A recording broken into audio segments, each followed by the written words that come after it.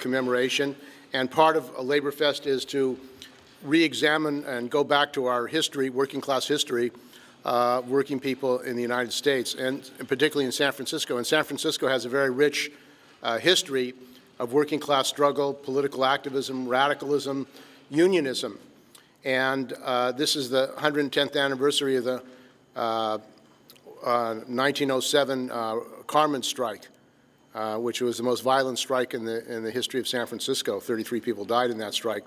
So I think the talk tonight has relevance because the unions have been under attack by both the Democrats and Republicans.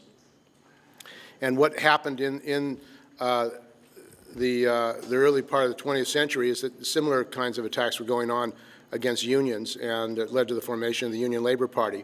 So thanks for joining us. We have some other events that we're going to be having. We're going to have some movies, and also Sunday we're going to be having a conference on technology and internet and the gig economy. And it's going to be quite valuable because automation and technology threatens to throw millions and millions of workers out of their jobs, which is a radical situation for the marginalization of labor and the power of working people. And so if people are available, it's going to be from 10 to 4 on Sunday here.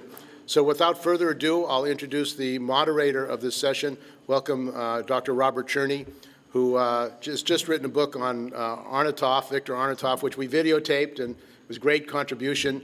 And our T-shirt, if they're available in the back, is an Arnautoff graphic from the 1934 general strike, and it has relevance today. So welcome, Dr. Cherney. Thank you, Steve. A couple of quick announcements. Many of you know that the Muni stops running underground at 9 o'clock tonight.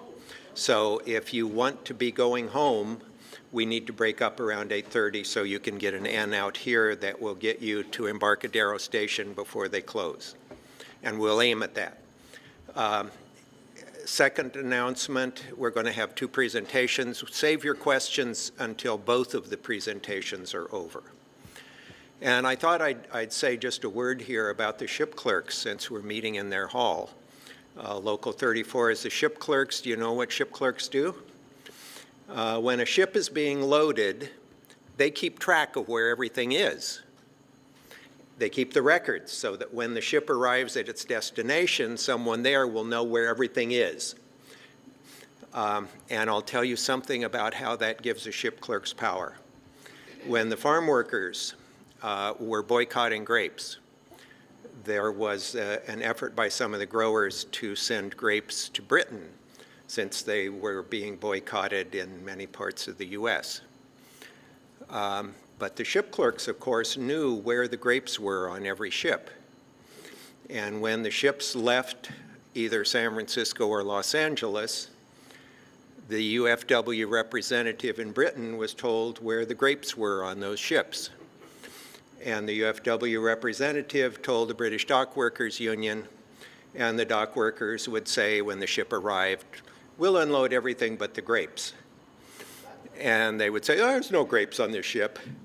And they'd say, no, it's right in the third hold and in the second level, and they knew exactly where the grapes were. So that's one indication of the power of labor. Now, we've got 2 presentations tonight dealing with labor and politics in San Francisco in the early 20th century. First one by John Holmes. John was a member of my seminar on California in the Progressive Era in 1995. It was one of those seminars that stands out in my memory for the quality of the papers. And several of the seminar members, including John, went on to complete PhDs. John's doctorate is in history from UC Berkeley. His dissertation is on what I now call Russian-American Soviet history. Steve mentioned my biography, Victor Arnautoff. It's another example of Russian-American Soviet history, someone who starts in Russia, goes to the United States, and then ends up in the Soviet Union. John's dissertation is a biography of Noah London, who was born in Russia, immigrated to the US, where he became an engineer and a Communist Party member, and then emigrated to the Soviet Union, where he was prominent in the Ministry of Electricity in the 1930s, a very dangerous place to be. and he was executed during the Great Terror in the late 1930s. John has published several journal articles about that and related topics, and he's preparing his dissertation for publication. And so without further ado, John, it's all yours. I will mention further on that is there I was at SF State. I've been there for a few years, and I was writing all these papers about Jewish garment workers, like my great uncle Noah. And I went up to Bob one day in the seminar and says, I'm tired of writing, everything I write is about Jewish garment workers. I should write something about California. And Bob said to me, you know, I think it would be right up your alley to do some research on the Union Labor Party and the Socialist Party in California, because no one's really properly researched that, were your words that I recall. So sure enough, I did, and I found some very interesting things. You're going to speak, yeah. Okay, couldn't hear me? Now you can hear me. Yeah. Okay, so yeah, I'm not used to. I once had the experience I once had an experience when I was teaching a college class of a student coming up to me saying, sitting in the back of the room saying, you know, you're too loud. Can you tone it down a little bit? So I generally don't tend to worry too much. So I generally don't tend to worry too much about microphones. But anyway. Okay, the Union Labor Party and the Socialist Party in California. Why is this an interesting subject, and why should you be hearing about it? Now, this is not a young crowd, so probably most of you, like me, remember the days before the collapse of the Soviet Union, when it seemed like socialism was a big issue. And now maybe it's coming back a little bit after Bernie Sanders getting himself nominated, although whether he can consider genuinely a socialist is another question. But in any case, socialism is, when I was working on this paper, it seemed like something that was totally old hat, something that after the collapse of the Soviet Union, no one was interested in anymore. Well, hopefully people are getting interested in it again. But what I can tell you, especially for the younger people who don't recall this, before the collapse of the Soviet Union, you looked around the world. You go to Europe. The biggest political parties in Europe would be socialist and communist parties. You go to England and the English colonies, like Australia, New Zealand, even Canada, and instead you'd have labor parties, which would be, which tend to consider themselves to be socialists as well. And you go in the third world, Latin America, Asia, Africa, you'd have radical guerrilla movements, which at that time usually considered themselves to be communist. Nowadays, well, you've got Islamic movements and so forth, but there seems to be a lot less of that in most places. But, so back then, the United States of America seemed to be the great exception to all that. I should advance this thing. The United States of America seemed to be the great exception to all that. It seemed to be, the place was different from the whole rest of the world. 100 years ago, there was a famous German sociologist, Werner Sombart, who wrote a famous article called Why There Is No Socialism in America. Well, why is there no socialism in America? And I think the story of the Union Labor Party and the Socialist Party helps to understand that. I won't go into what Sombart had to say, sort of obvious things, you know, high wages, racial divisions. But basically, the thing about the Union Labor Party, it was the only really successful labor party in American history, which for 10 years ran the city of San Francisco, including during the earthquake. Okay? Other labor parties in the United States never got very far, generally last year. The Union Labor Party of San Francisco had some real power. Okay? Then we have the California Socialist Party, and we'll get onto them. And California Socialist Party is probably best well known for the mayoral candidacy of Job Harriman, the leader of the Socialist Party, for mayor of LA in the year 1911. He came very, very close to being elected mayor of LA. And this is coming in the aftermath of what was called a 40-year labor war between the labor movement in LA and what was seen at the time to be the most right-wing anti-labor newspaper in America, namely the Los Angeles Times. My old union, the typographers, went on strike against the LA Times in the 1880s and continued on strike for the next 40 years. And the strike came to an end around about this period for reasons that we will explain, for rather explosive reasons. Namely, I don't know how many people have heard of the bombing of the Los Angeles Times in the year 1909, in which, by the way, a good number of union printers died because those who planted the bomb didn't understand that you had that printers to produce a morning newspaper require a graveyard shift. And So you have the McNamara brothers, the conservative Irish Catholic labor leaders. These are not radicals. They were personal friends of Sam Gompers and who were involved in the bombing campaign and were put on trial. And you had what was at the time called the trial of the century in Los Angeles. Later, the trial of the century was thought to be the O.J. Simpson trial. But at the time, this was thought to be the trial of the century, the McNamara trial. And there they are, serving the prison sentence they end up. And there is a rather well-known attorney who possibly became one of his most famous trials was his attempt to defend them. So we'll talk about that and the relationship of the Union Labor Party, in particular the Socialist Party, to such events down in LA, as well as what was going on up here in the Bay Area, which was the stronghold of the Union Labor Party. Now, socialism. Socialism played a very, Socialists and the Socialist Party played a very important role in American history in the early years of the 20th century, what historians call the Progressive Era, running from around about the year 1900 to World War I. Why is it called the Progressive Era? Because that was the era of all those famous progressive reforms, Triangle Shirtwaist Fire, Food and FDA, you know, all those famous reforms associated with the Progressive Era and progressivism. Nowadays, folks of a left-wing persuasion who don't really want to call themselves socialists and maybe even don't want to call themselves liberal like to call themselves progressives, which is not inappropriate because the leader of progressivism, the leader of the Progressive Party, was a guy named Teddy Roosevelt, whom you may have heard of, who was for many progressive reforms, and in other ways was not a terribly, anyway, let's not get too distracted by that. But anyway, the Socialist Party, its height was during this progressive era. And it's been treated, it's tended to be downplayed by historians. Historians come in basically kind of two and a half categories. There's the liberals, there's the radicals, and then there's the occasional conservatives. Maybe there's a few more conservative historians nowadays, but with Donald Trump in the White House. But in any case, the liberals historians, this is not a historiography, I'm not going to mention a bunch of names, tended to regard socialism as an interesting idea that's basically foreign to America.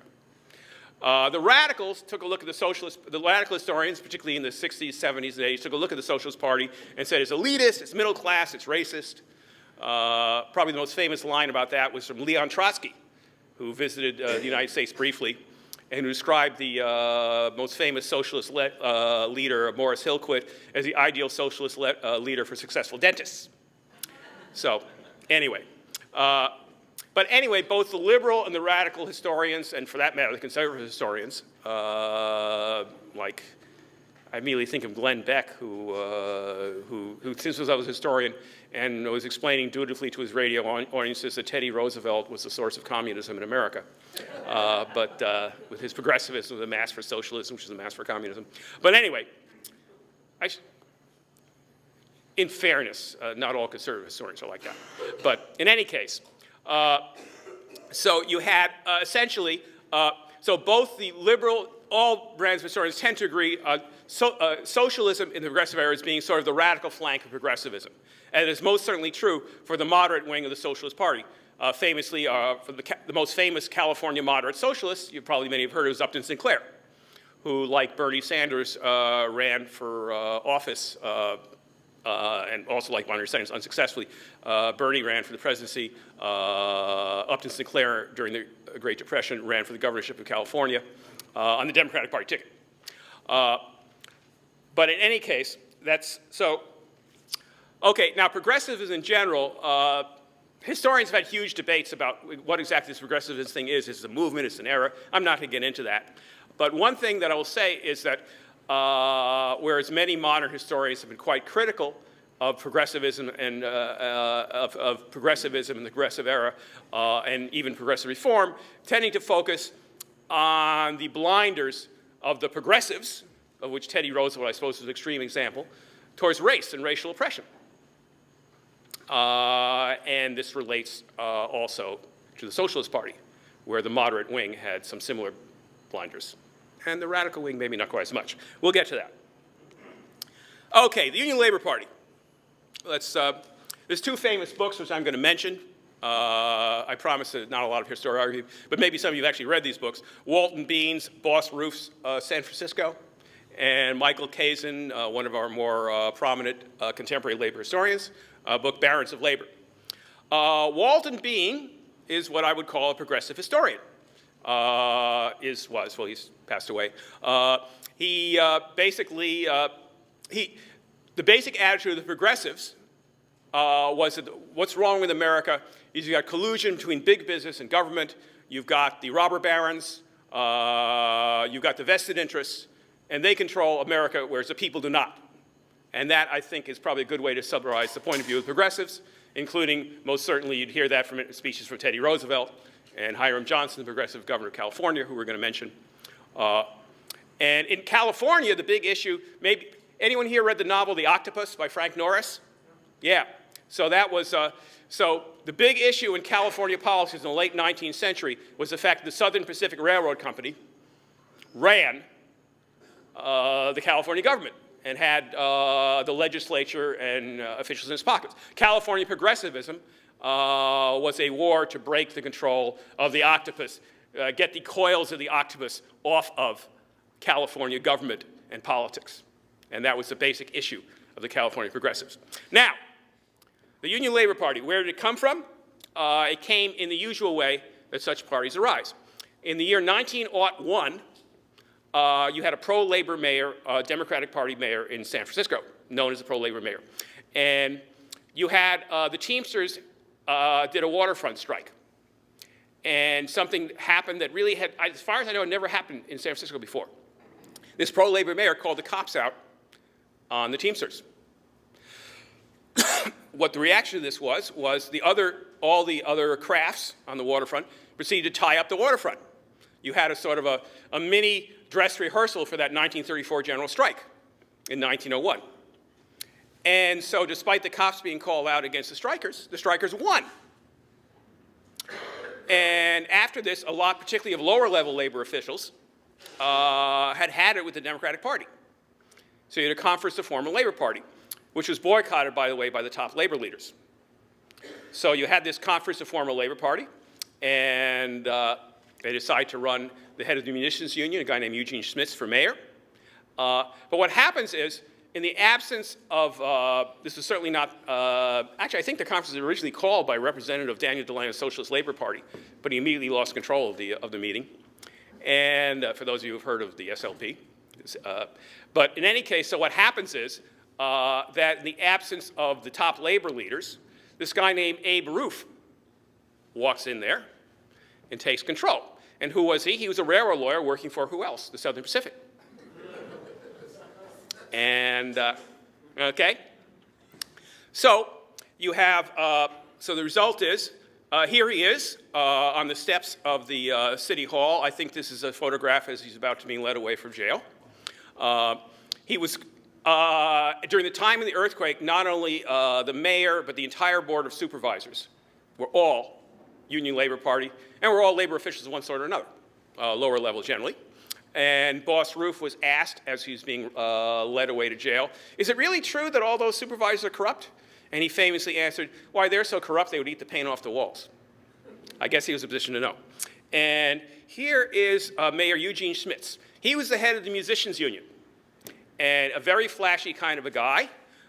He got elected quite literally. I believe he had his marching band march down the street with the 76 trombones. He's sort of like kind of Willie Brown is kind of an imitator of Eugene Debs. Very flashy kind of a guy. Now, his picture I find interesting. There's a TV show that used to be on HBO about a decade ago, which maybe some people remember, called The Riches. Does anyone remember that show?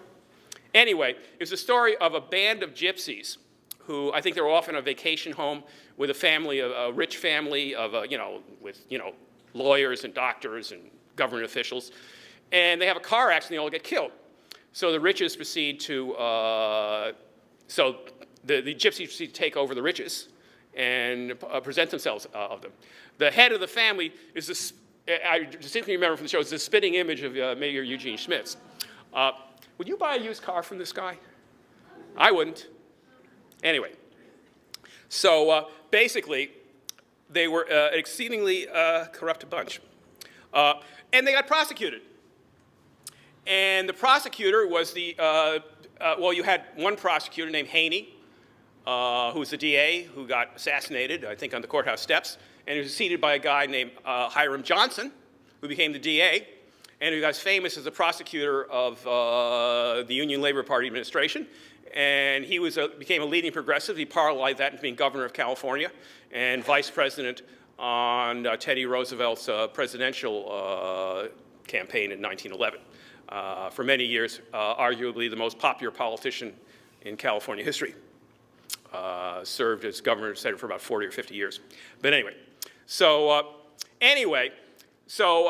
Walton Bean, in his book, he's a progressive historian, and he depicted the graft prosecution as a model progressive attack on corrupt business-government alliances, which it most certainly was in some ways.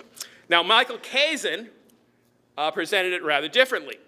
Like many modern historians, he had a critical attitude towards progressivism, though in his case not so much focusing on the sort of the racial underpinnings of much of progressivism.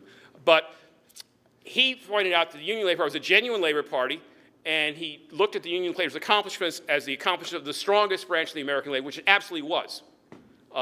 It was classical labor historians referred to San Francisco as the labor barony on the West Coast. Strongest unions in America, possibly in the world. Extremely powerful. The building trades, who were the basis of the Union Labor Party, extremely powerful union confederation at the time. And Michael Kazin sort of skips somewhat lightly over the graft prosecution story and goes on to, what happens in the second labor mayor, a guy named P.H. McCarthy, who was, he was actually also the head of the building trades, as well as being the mayor of San Francisco for 2 terms. And during his administration, the Union Labor Party allied with the Socialist Party to elect Job Harriman, the socialist candidate for mayor, and to defend the bombers of the LA Times building, the alleged bombers. At the time, the great majority of the population of LA, was to tell you something about the atmosphere in LA at the time, the majority of the population in LA believed that it was a put-up job by the LA Times, which is okay. So, the Union Labor Party was in charge of San Francisco for almost a decade, first under Boss Roof and Mayor Schmitz, and the fact is this Labor Party did not accomplish a whole lot in the way of reforms for labor.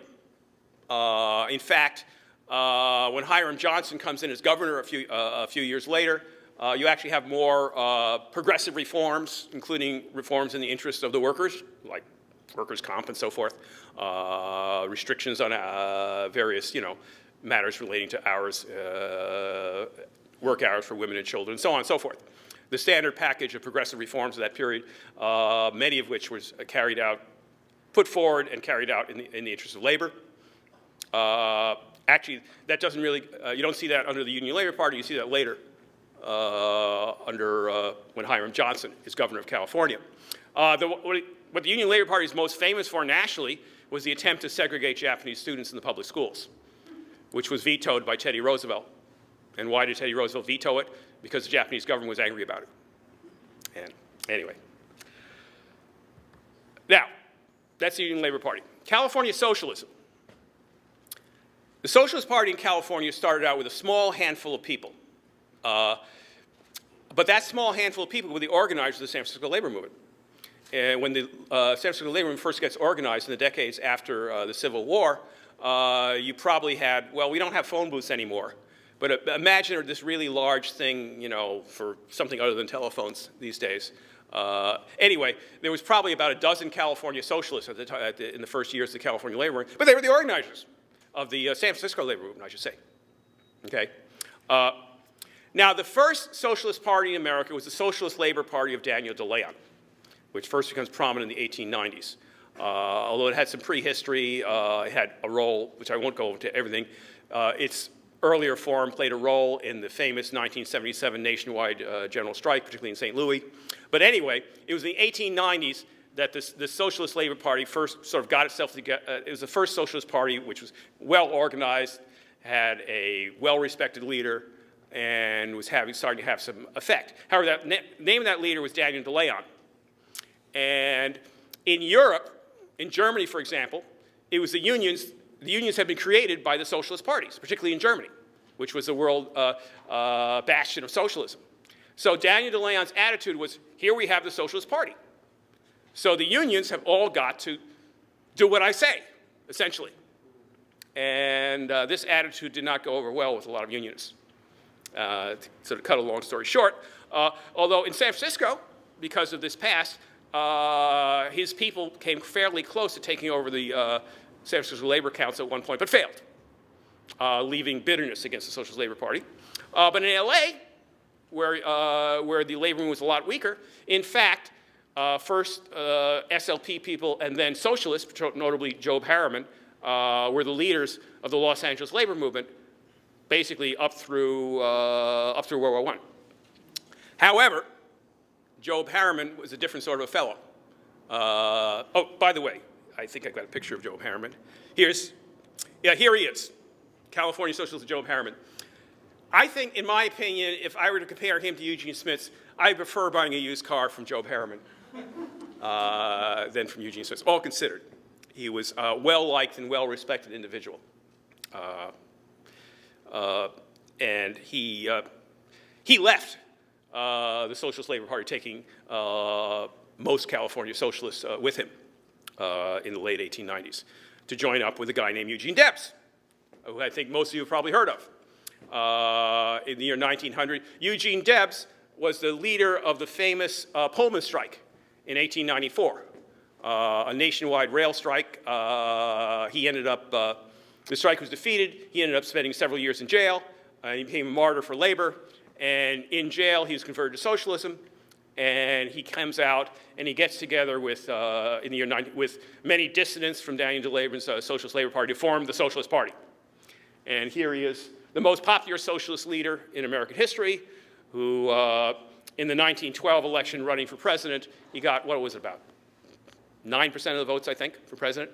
And there he is, campaign poster with his running mate. And he was sort of the main figure of American socialism. And wasn't the only time he went to jail. He also went to jail during and after World War I for opposing the war, ran for president in 1920 from his jail cell, and got a couple of million votes. So anyway, so all right. Now the thing about the California Socialist Party, in the year 1900 when the Socialist Party was founded, the California Socialist Party was the largest socialist party in America in numbers. But there's lots and lots of books about socialism in many different states, socialism in New York, socialism in Oklahoma, socialism in anywhere. But I'm not aware of any books about socialism in California, even though socialism is quite important, which is one of the reasons that got me interested in doing the research. I think I found out why, and maybe by the end of this talk you'll realize why it is that not too many historians have wanted to write books about California. The main thing is, any look at the history of California socialism gets preoccupied with one thing: the eternal war within the Socialist Party between the left wing and the right wing of the Socialist Party. That is essentially the essence of the history of the California Socialist Party. And that's probably, in my opinion, why not too many historians have wanted to take that up. Now, the ULP, as I said, came out of that 1901 waterfront strike, that dress rehearsal 1934 general strike. And, well, actually, although they're not famous for it, the most important role of the Union Labor Party is they were the people in charge of San Francisco during the earthquake, okay? An entirely ULP administration. And so the question was, how are you going to rebuild San Francisco after the earthquake? And the attitude of the ULP was, rebuild as quickly as possible exactly the way it was before, totally ignoring suggestions from architects and so forth for various improvements. And during the course of that, the main thing they wanted to see was labor peace. So, for example, when one construction trade, so like when the Carmen, went on strike, in a short strike in the year 1906, the paper of the ULP denounced them. There was one local in the building trades which called a strike, which actually got thrown out of the building trades council for it, and the building trades union actually organized a scab local to replace them. So they were seriously, strongly intent on seeing labor peace to rebuild the city as quickly as possible, which they saw as being the only responsible thing to do. The Socialist Party had a different attitude. The Socialist Party, which at that exact moment was under the dominion of the radicals, not the moderates, took one look at all this, and they wrote all these editorials about how business was using the quake to line their pockets with the help of the Union Labor Party, while the poor suffer. When I read some of this stuff in the research, it reminded me of some of the things that were written about after Katrina. So anyway, you had some pretty intense conflict during and after the earthquake between the Union Labor Party and the Socialist Party. And, well, I could go on a length of it, but I won't. But I want to talk about the high point of that contact, the Carmen strike of 1907. Who are the Carmen? They're the cable cars. So back then, the cable cars, which we have now, were the main method of transportation. They were privately owned, even though the Union Labor Party, even before that, you had a populist mayor who got elected calling for public ownership. I think that the pro-labor Democrat had called for public ownership. But anyway, it was privately owned. It was a company called the United Railroads. And it was owned by a guy named Patrick Calhoun. Anyone ever, does the name Calhoun ring any bells? Well, it should. He's the nephew of a rather well-known Calhoun, who was the leader, who was the main leader. He was sort of the godfather of the Confederacy. And a lot of his carmen liked to compare Patrick Calhoun to his great uncle, I think it was, and in terms of the way they ran. Anyway, so you had what has been described in the year 1907 as the most violent streetcar strike in U.S. history, with an absolute industrial warfare on the streets of San Francisco. 31 deaths, over 1,000 injuries. I'm going to read something actually from another paper that was written in that seminar that Bob, one of my fellow students who did a, and as he put it,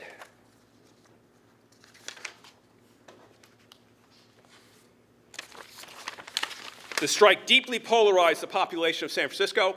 While middle-class ladies threw flowers at and traded kisses with the scabs, working-class women occupied the tracks, babes in arms, throwing various non-floral projectiles at the scab streetcars.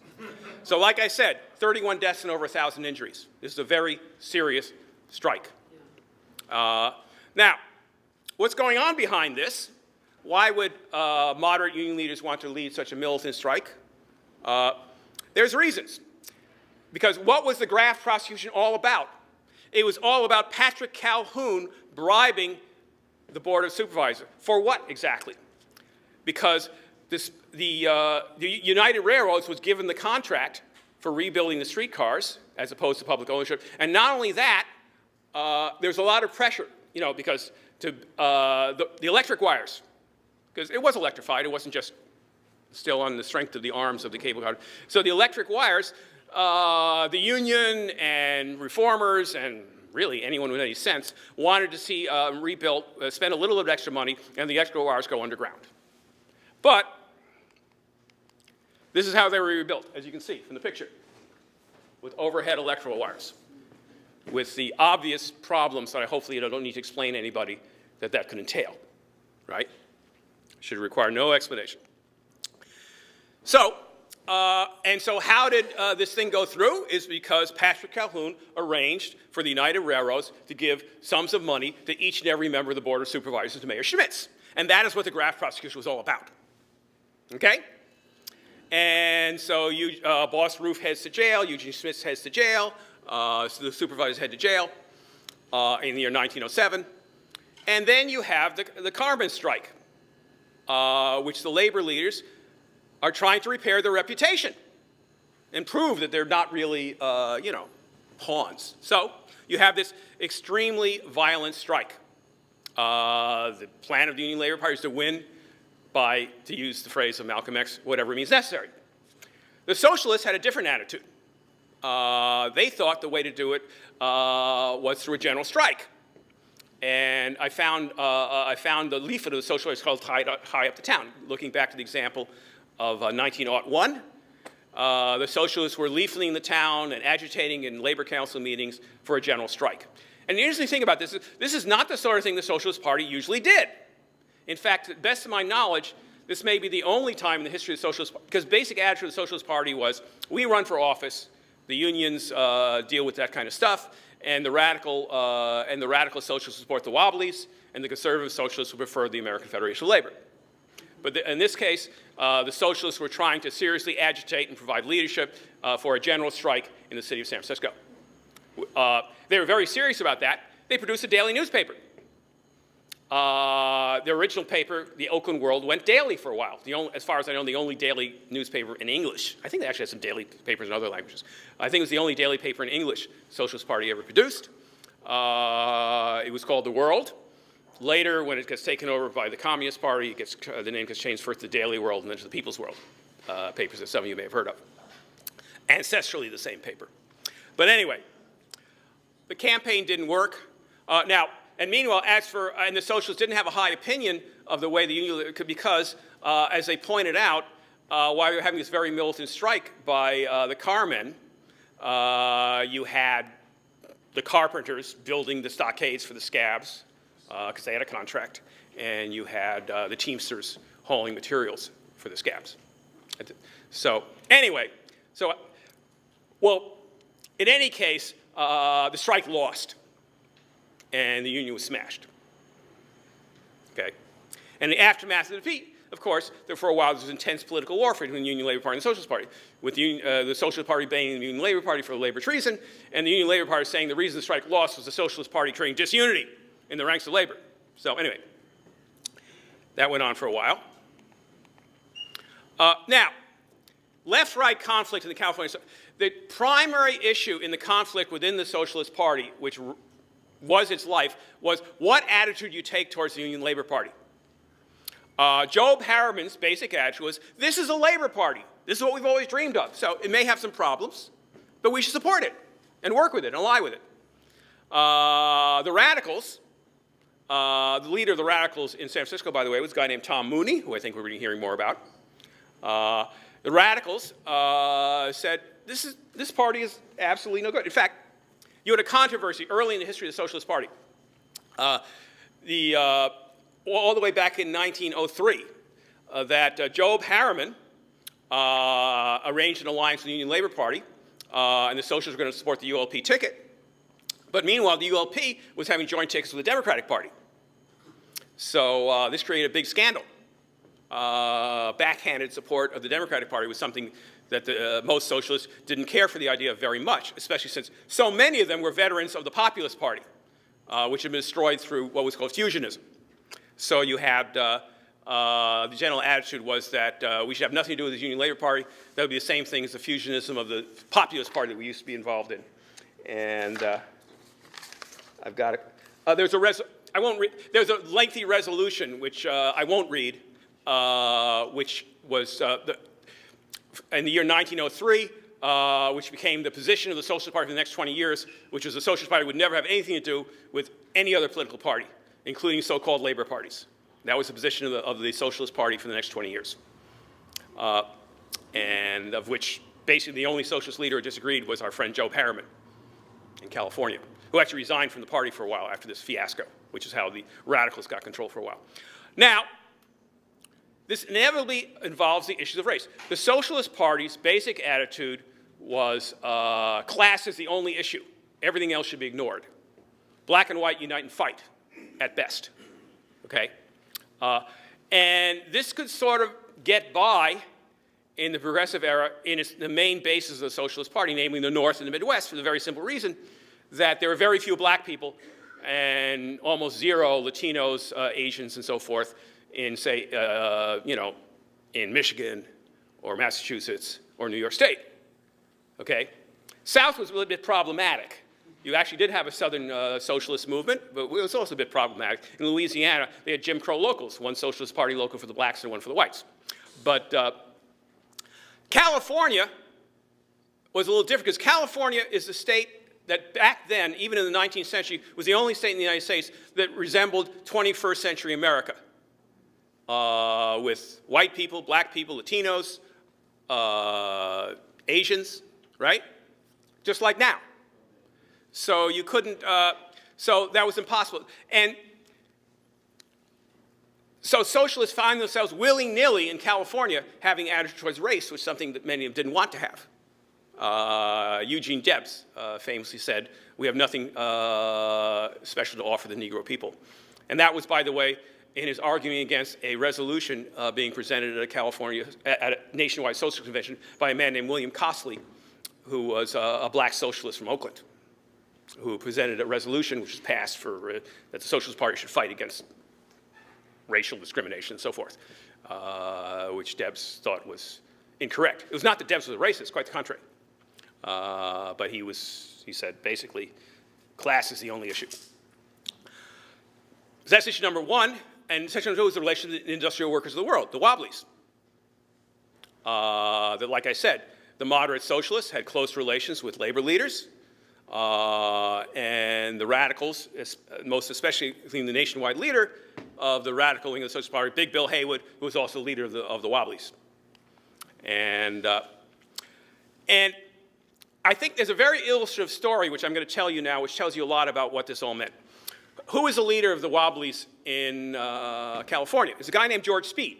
He had an interesting history. He has a long history in the California labor. He'd been the leader in the 1880s of the Knights of Labor, which was the big labor organization at the time. He organized timber workers in Humboldt County. Back then they had timber, not just marijuana, in Humboldt County. And so he organized the timber workers, and at that time the general attitude in the white labor movement was that Asians are just tools of the bosses. They'll all scab, da-da-da-da-da. They're enemies, they're undercutting our wages, sort of like Mexicans now, right? And so he actually organized the running of the Chinese out of Humboldt County in the 1880s. Fast forward to the founding of the Industrial Workers of the World in the year 1906. He's at the convention, he's the leader from California, and someone puts up a resolution on the floor that we should recruit Oriental was the term that was used at the time, Asian workers. And he got up and he said, well, I guess I've nothing against it in principle. It'll never happen. They're just not interested. You know, forget it. You know, they're all just sort of bred in the bone pro-business, right? So what's he want to do in California? He wants to organize the farm workers. And the Wobblies had a considerable success in organizing farm workers on the West Coast. So his organizers hit Fresno. And what do they run into? They discovered the farm workers already organized in the Fresno Labor League of Japanese-American farm workers, the first successful farm worker organization for, I think, well, you had something down in Southern California as well, but this is the first substantially successful farm workers organization, the Fresno Labor League. And so he starts writing articles in the Industrial Workers of the West Press. He writes one article that says, don't holler about the yellow peril. Learn the tactics used by the Japanese. Go thou and do likewise. And George Speed, who had run the Asians out of Humboldt County, then becomes famous among the Wobblies as being the biggest, most well-known organizer of interracial unions. He goes to Alabama and organizes black and white timber workers successfully into a union. He goes to Philadelphia and helps in the organization of the mostly black Philadelphia IWW Longshore, and on and so forth. He becomes famous for that as being the great advocate within the IWW and pretty much within the American labor movement at that time of interracial organizing. So that tells you something about how racial attitudes change in the context of things that actually happen. Okay, all right. Japanese socialism. Riding in my car home from work, I was listening to a KPFA program about a new book about a man named Kusa Suey. Anyone hear that program? Yeah. Kusa Suey spent 6 months in Berkeley in the middle and founded the Socialist Revolutionary Party of Berkeley, which lasted for 6 months, which was loosely connected to the Socialist Party. He was essentially one of the two of the founders of Japanese socialism and radicalism, and he spent 6 months in Berkeley, basically wanting to use Berkeley the same way that Lenin used Switzerland, I guess. And his people went out to Fresno and organized the Fresno Labor League. And that's how that happened. And now in this period of time, okay, the Union Labor Party was strongly in favor of preventing immigration of Asians to America. Sounds familiar? right? So you had a referendum. So what should the attitude be of the, what should the attitude be, I should probably finish up fairly soon. What should the attitude be of the Socialist Party towards this? So Jack London, you've all heard of Jack London. He was the leader of the Oakland Socialists, who were, as usual, the most radical socialists. And he signed all his letters, yours to the revolution, wrote Iron Heel. But he was a white racist. So you had a big debate within the Socialist Party over Oriental exclusionism. And you had a referendum. And guess what? Jack London lost, and the radicals, including Kusa Suey, won. So Jack London, in a fit of pique, sailed off to the South Seas, never willing to darken the door of the American Socialist Party again. And in a South Seas voyage, he brought along with some Asian coolies who he abused fairly mercilessly. But anyway, and he ended up, I read his daughter's biography, Charmaine London. If people understand that, people should read that book. Charmaine compares him, her father to Mussolini. He was also a lousy father, it seems. But anyway, damn, we're running out of time here. You know what? I've got a lot more things to say, but we're running. I'll say basically, well, I'll give you the super short version. So in 1911, basically what happens is San Francisco business gets very tired of being undercut by non-union LA labor. So the business leaders turn to the union leaders and say to them, look, if you want to have the closed shop, if you want to have these high wages, you have to organize LA. So they did. And to do that, they ally with the Socialist Party. And you have some rather dramatic developments. And it's all around the campaign to defend the Harriman brothers. Anyway, to cut a long story short, Harriman is about to win when Clarence Darrow persuades the McNair brothers to avoid execution to confess, which he had to argue them into. They wanted to be martyrs. But he argued them into confessing to having done the bombing, as a result of which, whereas Harriman led the primary, the winning election, which takes place right after the confession, and of course, what the prosecutors said, look, if you don't confess before the election, you are going to get executed. So what happens is Harriman loses, fairly narrowly, actually. So anyway, so in 1911, in 1910, the Socialist Party candidate for governor got 13% of the votes, which is cut into enough labor votes to put Hiram Johnson, the progressive prosecutor, in the governorship. And in 1911, you have the election. What happens is that's the year that after what happens after the McNamara trial, the Socialist Party loses this campaign, and the ULP gets voted out of office in San Francisco. And 1912 is actually the banner year for California socialism. They elect a lot of people into city councils. They take over Daly City, so on and so forth. Eugene Debs gets more votes than Howard Taft in the presidential election in California. Kind of helped that Howard Taft wasn't on the ballot, but whatever. But in any case, so what happens is, so 1912 is actually the banner year for California socialism due to the fact that in the aftermath of the collapse of the ULP, some of the labor leaders were actually thinking of going over to the Socialist Party. I found some evidence indicating that. But what happens is the socialist campaign in 1912 is not so much for labor war, which is what it was in 1911, but for labor peace. You have one socialist leader saying that in Europe, where you have all these socialist parties, you have a lot fewer strikes. And basically, to cut a long story short, when Hiram Johnson comes in as governor, when he starts bringing in a lot of progressive reform, then the labor leaders who had toyed with the idea of going over to the socialist parties instead go over to Hiram Johnson, who had been prosecuting them a while back. So here's my summary and my last words. You've got a world pattern of non-socialist labor parties becoming socialist, like the British Labour Party, the Australian, and so on and so forth. SF Labour had some indication it could have followed that pattern, but it didn't. Why didn't it?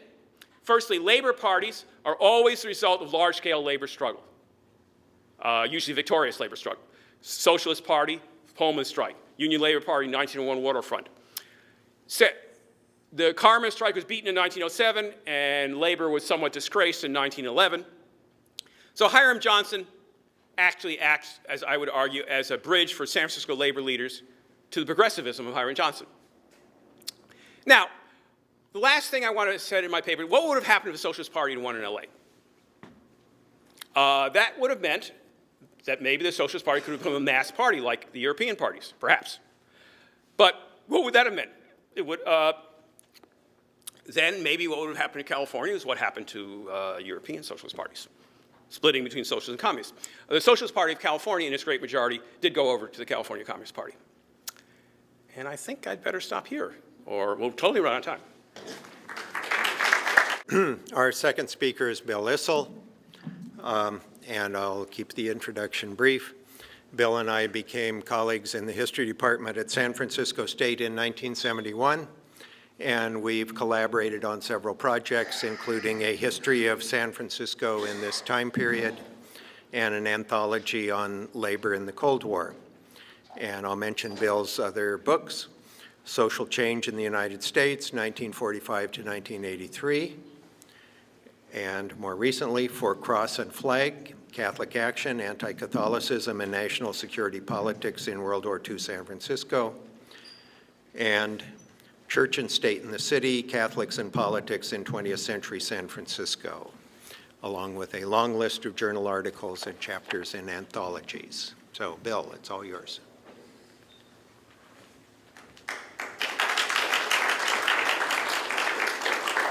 Thanks, Bob. Let me get out of one and get into the other. Thanks.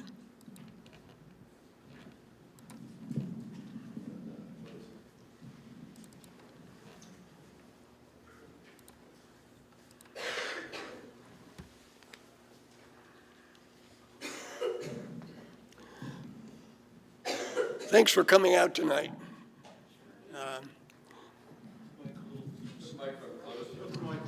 Closer? How's that? Yeah. Okay? All right. So the title of my talk, San Francisco in the Progressive Era. First time the term progressive was used in San Francisco politics was in a campaign in 1896. All right? So that dates it for us. It was used throughout the first 10 years and then the second 10 years of the 20th century. How it was used and who qualified to be progressive was a matter of a contest. There were many such contests, and I just want to introduce you to some of them this evening. All right? Let's first of all remind ourselves that no other city qualified as a competitor with San Francisco in the first 20 years of the 20th century. It was the 8th largest city with a population of about 350,000, accounting for misses in the census. Less than 1% of the city population was African American, and the Chinese and Japanese and Filipino population and their children and grandchildren were less than 5%. So we're talking about a very different city than our San Francisco of today, right?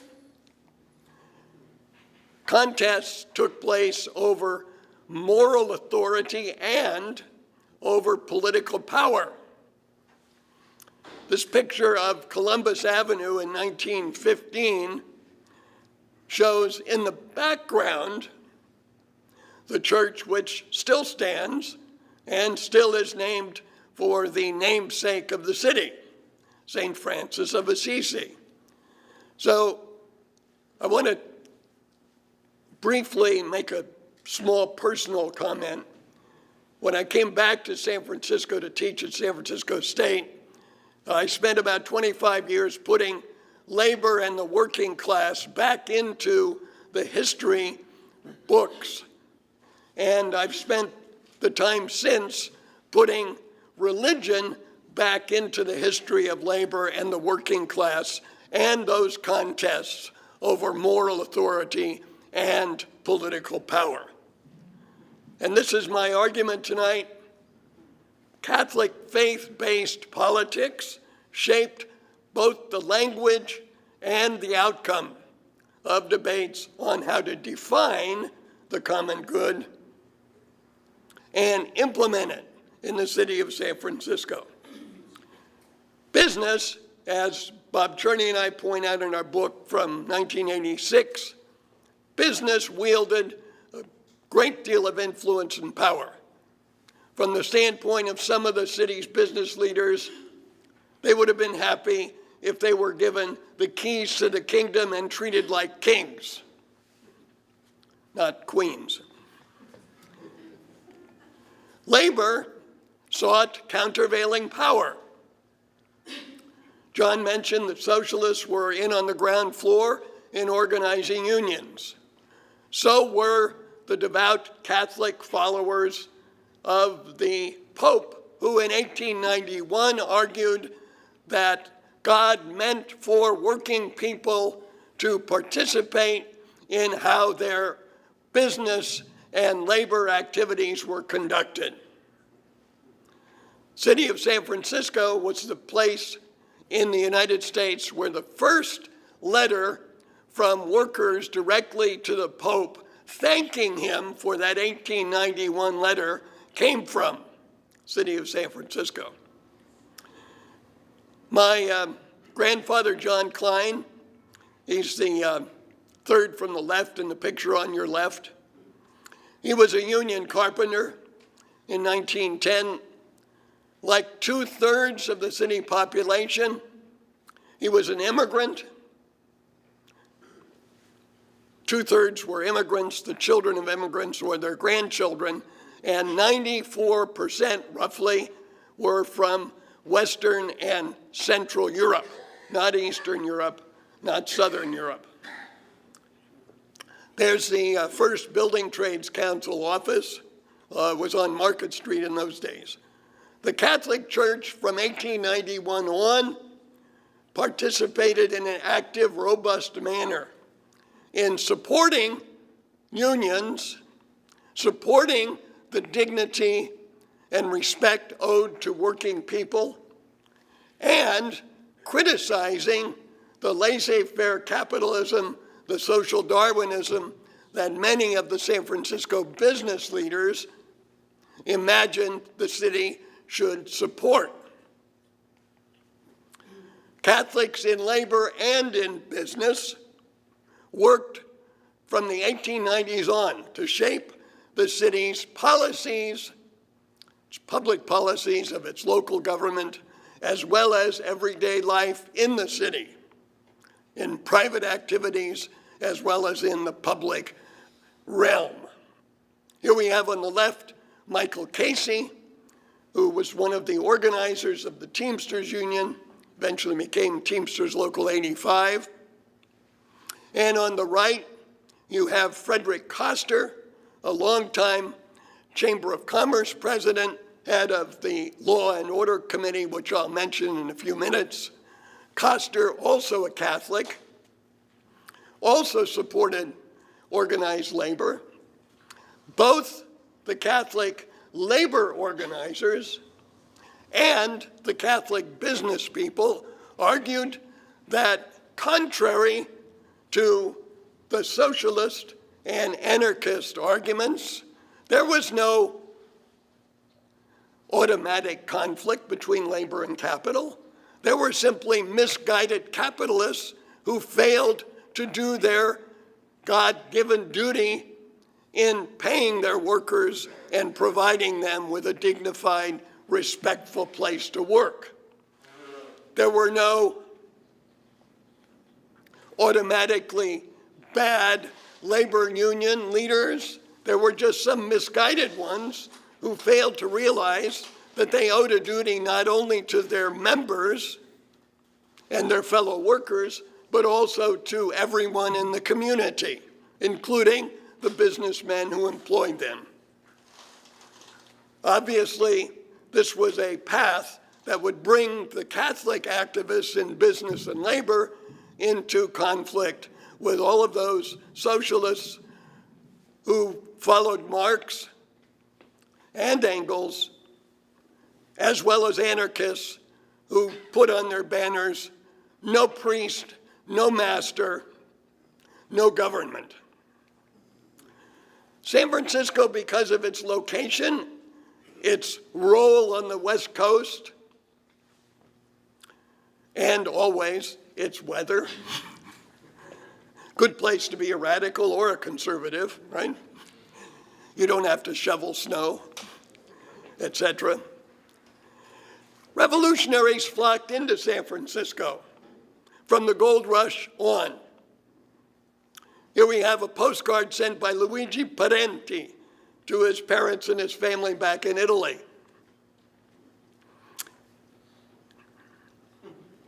You can read the message he wrote on the back. Later on, if we have time, I'll tell you how we come to have this postcard. The Catholic business and labor leaders and Catholic voters, before 1911, that's only men, competed with these anti-Catholic revolutionaries, whether they were Socialist Labor Party people, whether they were members of the 6 or 7 anarchist groups in San Francisco, or whether they were both members of their building trades union and socialists and revolutionaries, like the secretary of the Building Trades Council. The politics of San Francisco, not surprisingly, reflected these contests that were going on among the people of San Francisco. You have James Phelan arguing that enlightened business should lead San Francisco. Phelan imagined, as many politicians today imagine, once they're elected, they're simply empowered by the voters to be their brilliant, all-knowing self and do what they think is right for the community. The Irish-born Catholic priest, Father Peter York, had a very different approach. He called for what we today call a populist democratic government, populist with a small p. Here's a quotation from York, quite representative of his output from the 1890s until the early 1920s when he died. The Union Labor Party supervisors, John has talked about them, were not inspired by Father York, nor were they under control of a strong personality who could, like some of the political bosses on the East Coast, keep his people in line.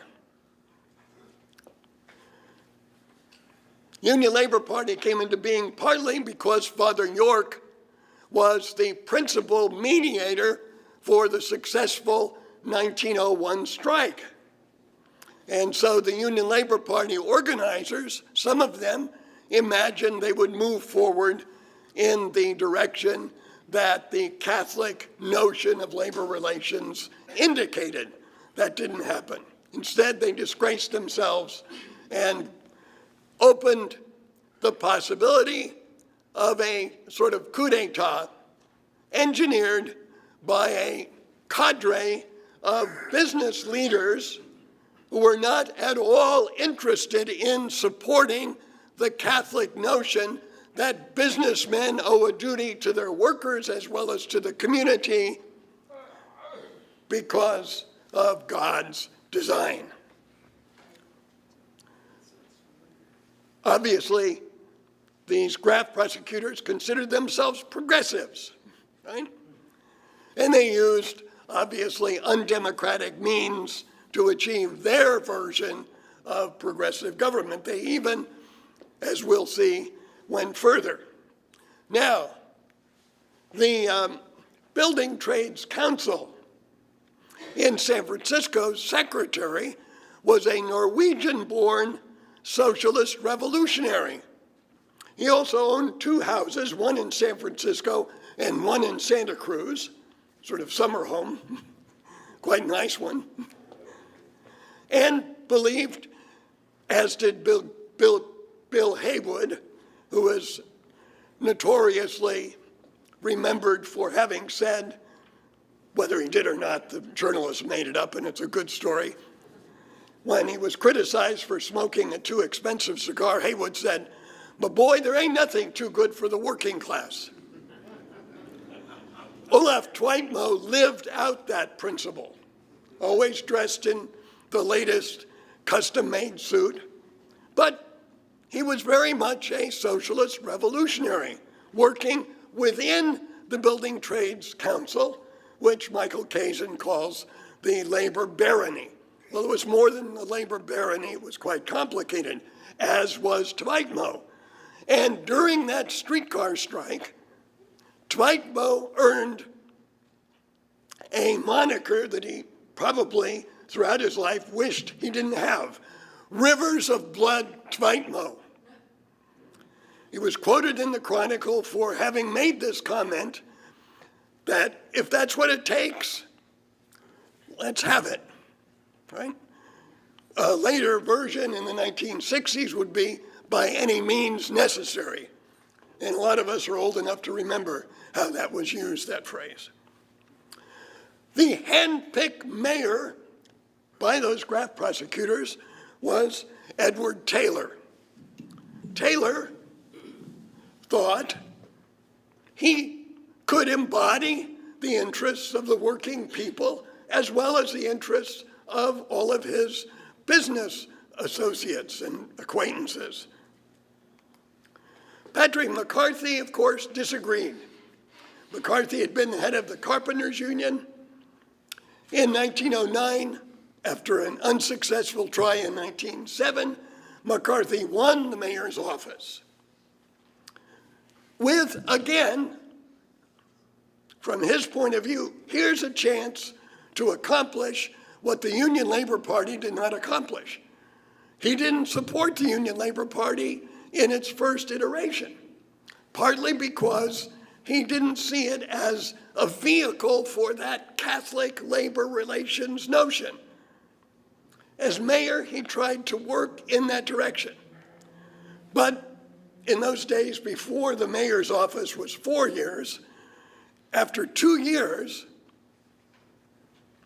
McCarthy found himself up against a person in the form of James Rolfe Jr., who was able to better satisfy all the various voters of the city.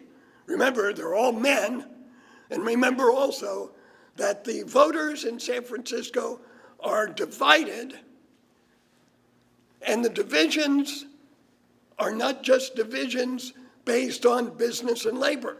Within the working people of San Francisco, you have the upwardly mobile, home-owning, and would-be homeowners who are culturally conservative and influenced by the Catholic notions that we should aim for harmony between labor and capital, that there is no scientific inevitable conflict between labor and capital. Rolfe also won because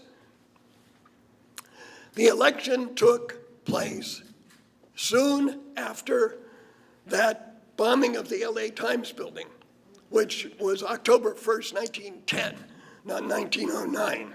It killed 21 people.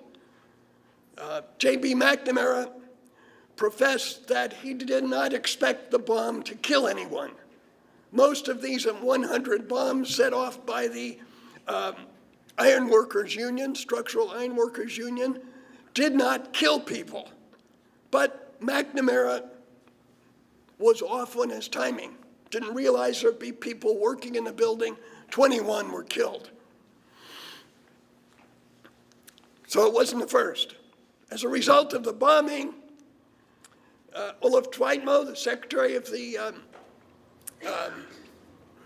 secretary and also editor of the labor newspaper, was convicted.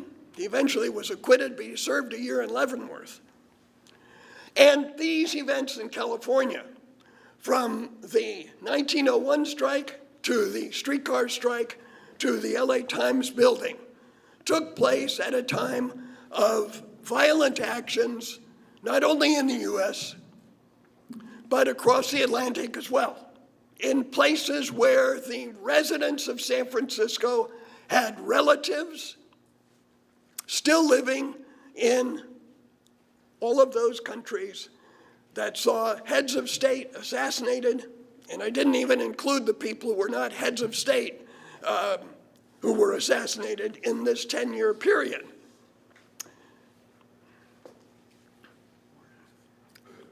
"59 people were killed in bombings between 1914 and 1920. And 8 people, including 2 Italian-American guys, driving their car from North Beach over to the Italian consulate's home, were blown up when their bomb accidentally exploded. The most famous probably was the Lexington Avenue house in New York City.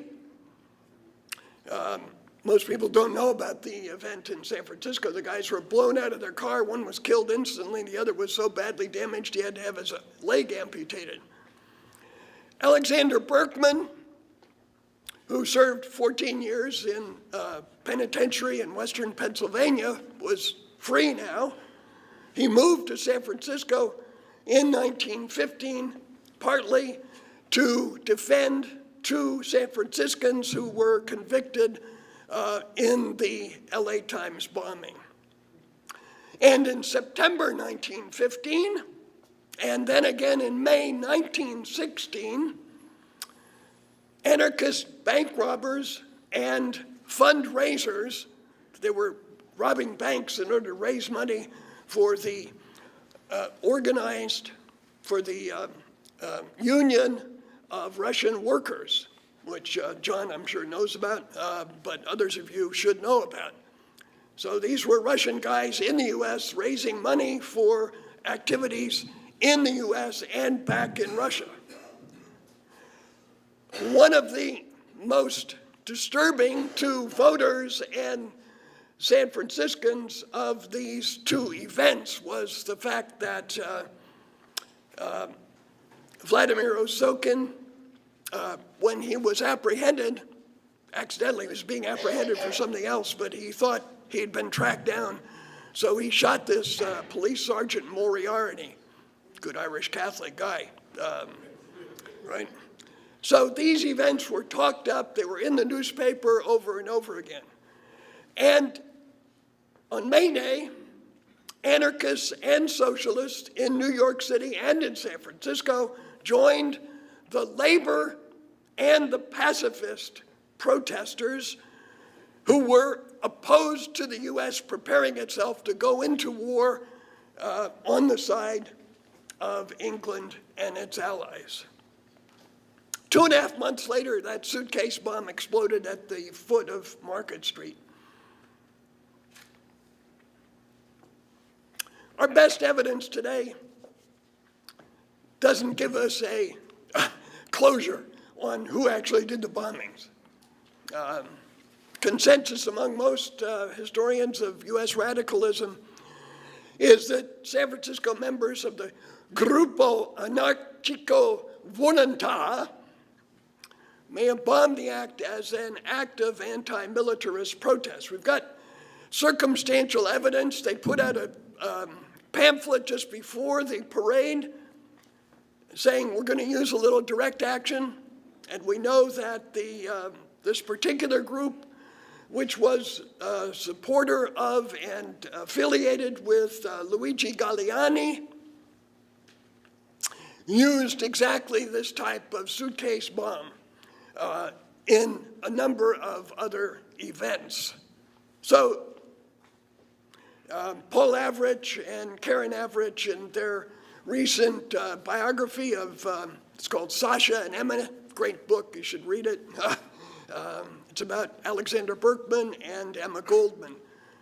Avrich, who did hundreds of interviews with anarchists, including my fellow worker, with whom I worked when we did all the electrical in the local 10 hiring hall over on North Point Street in 1958. David Coven, in his papers, David interviewed one of the members of this group in San Francisco, a Senor Salito. The other possibility is that the bomb may have been meant to destroy a British ship as an act of sabotage. Here's Kurt Albert Janke. He was a German secret agent. He worked in San Francisco during World War I. He also worked in Mexico and on the East Coast. He's probably the mastermind for that Black Tom explosion that some of you probably heard of that occurred in northern New Jersey, killing a couple of dozen people.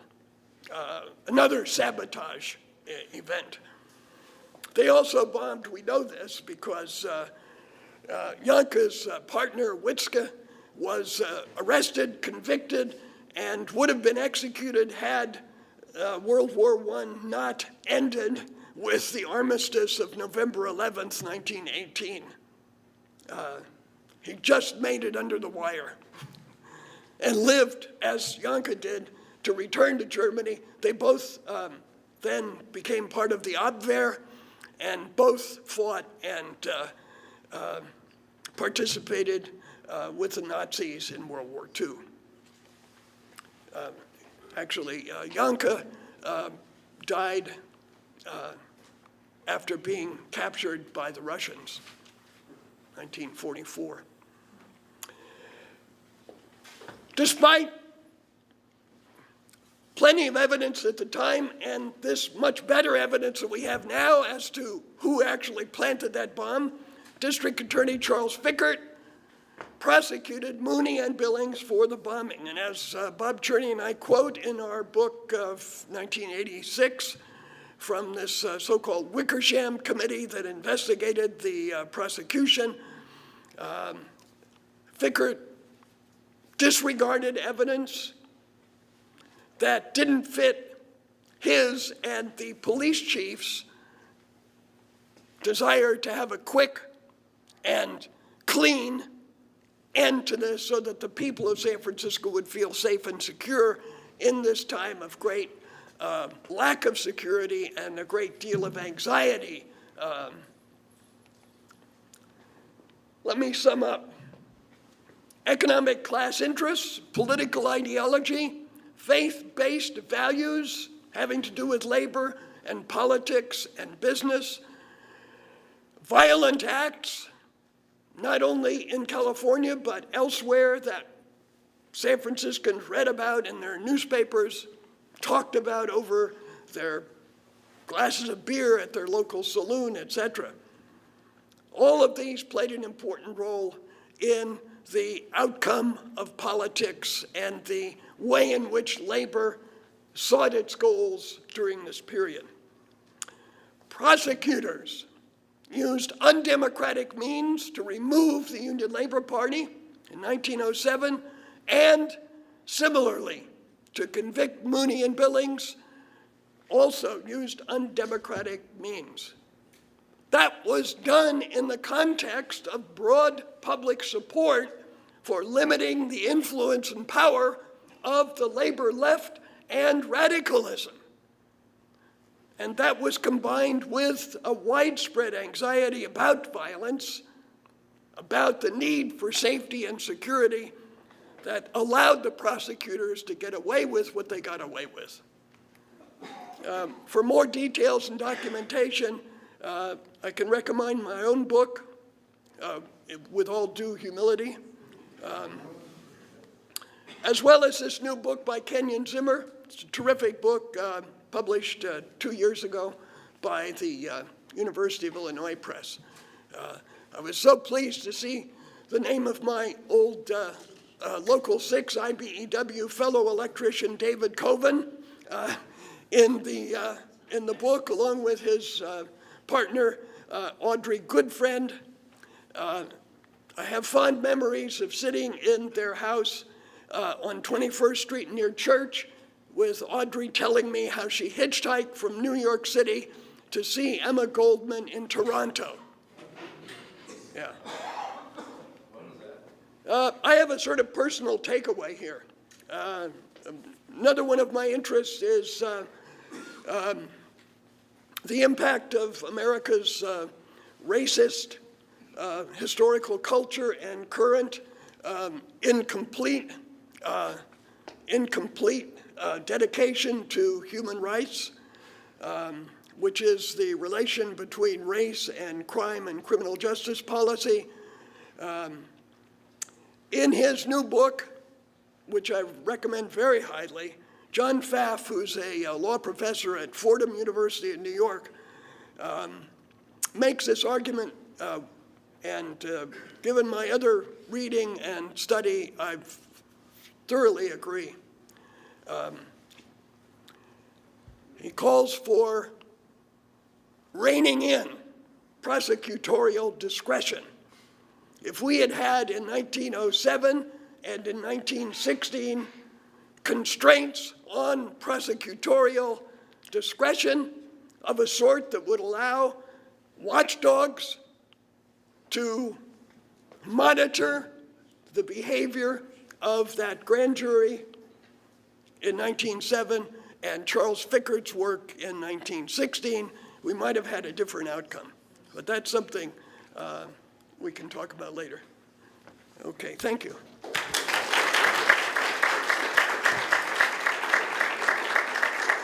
Is reviewed not only by a faculty committee and peer reviewers, but by the university's lawyer, who advised the president that parts of the book might be libelous, the parts of the book that dealt with the role of the prosecutor and the detectives. And the president of Stanford concluded, and I'm quoting, "Counsel recommends against publishing the book on the grounds that publication of the book would appear unnecessary and probably unwise. I concur with this position." However, the book was published because the faculty committee and the editor of the press insisted that it was appropriate to publish it. And so here's an indication of where faculty governance takes precedence over university administrators. Let's see. No further comment on this, just shameless self-promotion. But we do have a few minutes for questions. So back here, yes?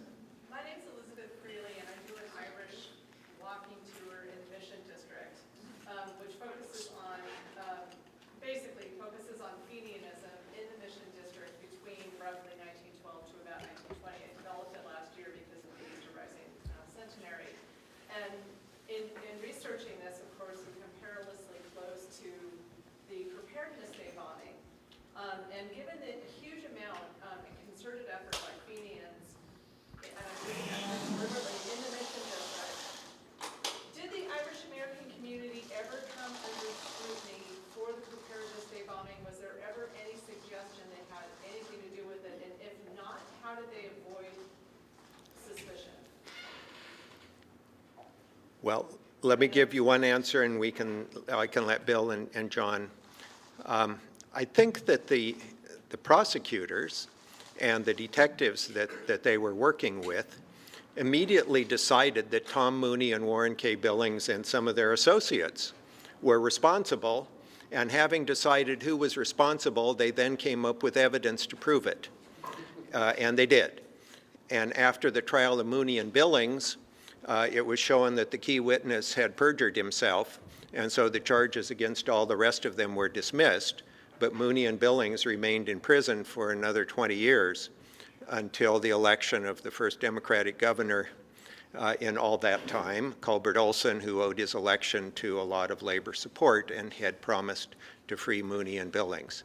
So I think the answer is that they didn't really look at any of these other possibilities. They only fixed on these two rather minor labor organizers and decided, they did it and we will find the evidence to prove it. Yes. One of my favorite stories about the J.B. McNamara, he spent the rest of his life in San Quentin and became in charge of the machine shop there at some point. He was a skilled machinist, and at some point the warden came around to inspect something, and McNamara said to him, you know, this particular machine isn't worth the powder it would take to blow it to hell. And I speak both as a machinist and as a bomber. In the back of the room. What is the relationship between the current Union Labor Party and the one started at the beginning of the last century? The current Union Labor Party is the direct descendant of that Union Labor Party at the point at which city elections became nonpartisan after 1911. The Union Labor Party became the endorsing arm of the San Francisco Labor Council. And when the Teamsters were expelled from the AFL, they took the Union Labor Party with them as their endorsing arm. And that's the history as of, I don't know, 20 years or so ago. I don't think it's changed since then. If anybody knows differently, not Asians. And it was up to individual unions to make the decision to do that, and some did. The culinary workers were among the leaders in that effort, and the culinary workers at that time were led by socialists. And the culinary workers that did begin to make some efforts to organize black workers. The real changes came in the 1930s, under pressure especially from the left, from the Communist Party and from those who were supportive of the CIO later. But they were the real agents of change in terms of beginning to recruit people of color on an aggressive way. Carl Yaneda was appointed as a delegate to the San Francisco Labor Council at a time when the Labor Council was still on record as saying their member unions could not recruit Asians. And so this was a real in-your-face to the Labor Council to name a Japanese American as a delegate to the Labor Council. But that was in the 30s. Some of these materials from my research at the Bancroft Library attached to UC Berkeley. That's the great repository of all material on the history of the West in California. In San Francisco in the first decades of the 20th century. Yeah, at least to some degree. That is an unusual situation. And when it breaks down, you have problems. Historically, there's a reason why every major labor party in the world that has survived has gone socialist, because if you have a labor party, if it has a vision of capital-labor cooperation, that'll tend to turn into something other than a labor party. And if anything else, you have to have a positive program. And the obvious positive program for a labor party is a labor should rule the world, i.e. socialism. Short of that, you could have a vision of simply part of labor, like, for example, in San Francisco, perhaps the white part. Okay? And that is why I didn't have time to go over this, but there is definite evidence that after the collapse of the Union Labor Party, for a little while, for about a year, some of the labor leaders saying, you know, we should join the Socialist Party and maybe go socialist. You could read my papers, see some of the evidence. It didn't last very long, and then they went on progressivism.